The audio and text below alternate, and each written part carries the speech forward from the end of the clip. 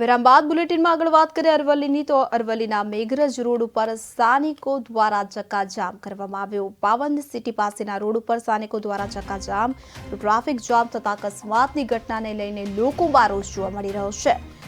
નગરજનોએ road ઉપર બેસી વિરોધ નોંધાવ્યો છે। નગરપાલિકા વિરુદ્ધ સ્થાનિકોએ આક્ષેપ લગાવ્યા છે।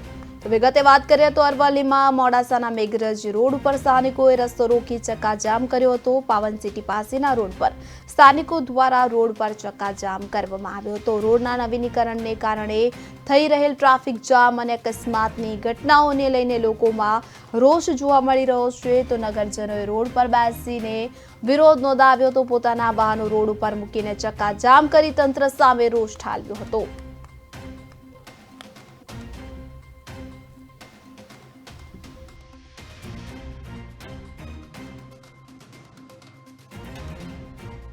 સુધી કોઈ બોલવા તૈયાર નથી। કોઈ અધિકારી આવીને તો બોલે કે 4 વર્ષની અંદર સર્કિટ હાઉસ બનીને બીજા 4 કરોડ રૂપિયા વાપરી નાખે।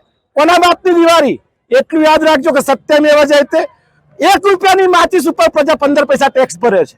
ટેક્સના વળતરરૂપ સારા રોડ, રસ્તા, પાણી, ગટર વ્યવસ્થા, રોડ લાઇટ, સ્ટ્રીટ લાઇટ માંગે છે। પ્રજા એના ઘરના રોટલા માંગતી નથી। તમે આખા મોડાસા નહીં, આખી પરિસ્થિતિ અરવલ્લીની જોઈ લો। એક પણ રોડ, મોડાસાથી મેઘરજનો રોડ જોઈ લો, મોડાસાથી ઉભરાણનો રોડ જોઈ લો, રાજીનગરની તો જગ જાહેર વાત છે। અહીંથી હમણાં હું બાઇક લઈને નીકળ્યો પણ ટ્રાફિક ફૂલ, રોજનું અહીં ફૂલ ટ્રાફિક થાય છે। રોજની અહીંયા 10 ગાડીઓ ઠોકાઈ છે વન વે ના કારણે। 4 રસ્તાથી મેઘરજ રોડ રોજની 10 ગાડીઓ ઠોકાઈ છે। ત્યારે ચક્કાજામ લોકોએ કરેલો છે, મારાથી નીકળાતું નથી એટલે અહીં આવ્યો। ખરેખર આવવાનું હોય તો 24 કલાકમાં રોડ બની જાય।